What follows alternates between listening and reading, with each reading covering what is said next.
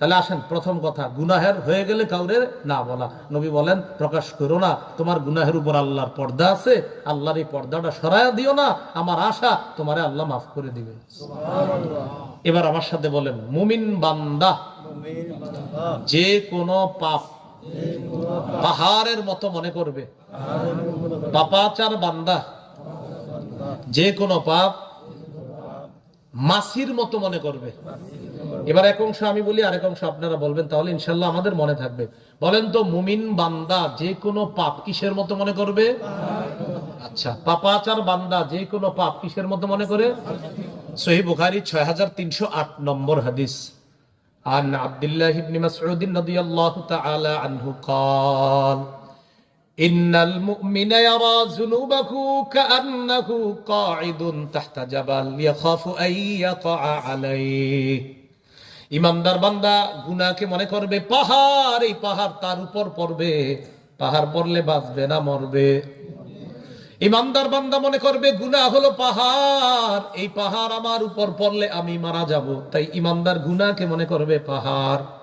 ওয়া ইন্নাল ফাজিরা ইয়ারা যুনুবাহু কাযুবাবিন মাররা আলা আনফিহি। পাপাচার বান্দা গুনাহকে মনে করবে মাছির মতো, যেই মাছি তার নাকের ডগার সামনে দিয়ে যায় আর আসে, কোনো ব্যাপার না, মাছির মতো মনে করবে। এসএসসি পরীক্ষা আর মানে 3টা, এই পরীক্ষা শেষ হওয়ার পর এইচএসসির আগ পর্যন্ত লম্বা একটা গ্যাপ আছে।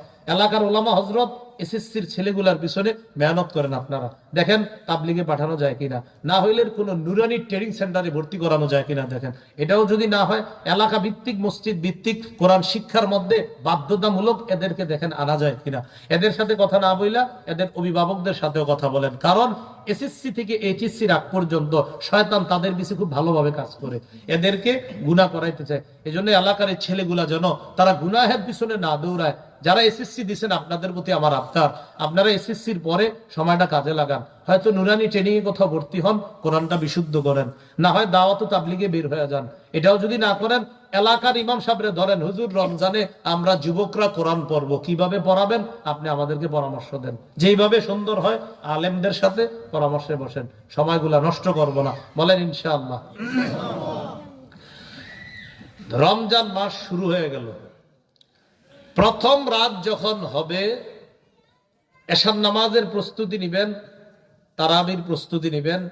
মাগরিবের পর থেকে বাস আপনি এমন একটা মানসিকতা আনবেন যে আমি এখন রমজান মাসে আছি, কোনো ধরনের গুনাহ আমি করা যাবে না।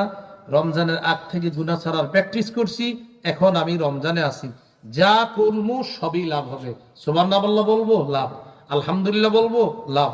আল্লাহু আকবার বলবো, লাভ। লা ইলাহা ইল্লাল্লাহ বলবো, লাভ। কোরআনের একটা সূরা পড়বো, লাভ।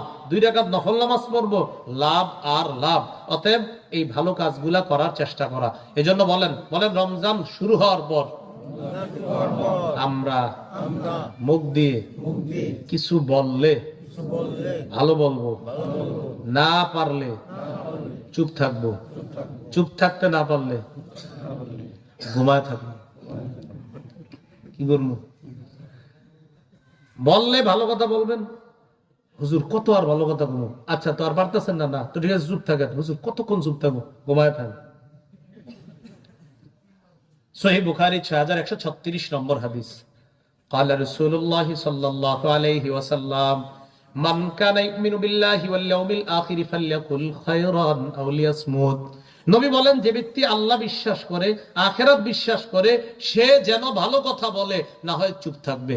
সে যেন ভালো কথা বলে, না হয় চুপ থাকবে। এখন ঘুমের কথা এখানে নাই, কিন্তু আমি বলি যদি আপনি চুপ থাকতে না পারেন, যে হুজুর না অনেক ভালো কথা কইছি, অনেক উল্টা পাল্টা কই, উল্টা পাল্টা যদি কইতে মন চায় ঘুমায় থাকেন,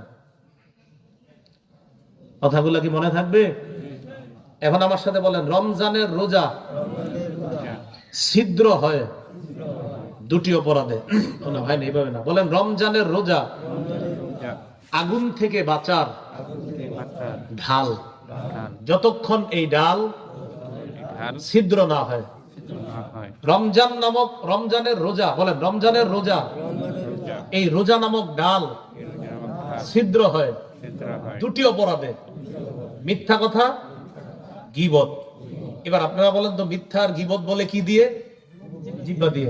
তাহলে আজকে থেকে জিহ্বা নিয়ন্ত্রণ করা। এই রমজানের একটা রোজা ছিদ্র হতে দিব না। তিরমিজি শরীফের 2616 নম্বর হাদিস, রাসূলুল্লাহ সাল্লাল্লাহু আলাইহি সাল্লাম বলেন, হাল ইয়াকুব্বুন নাস ফিন নারি আলা ওয়ুজুহিহিম আও আলা মানাখিরিহিম ইল্লা হাসাইদু আলসিনাতিহিম।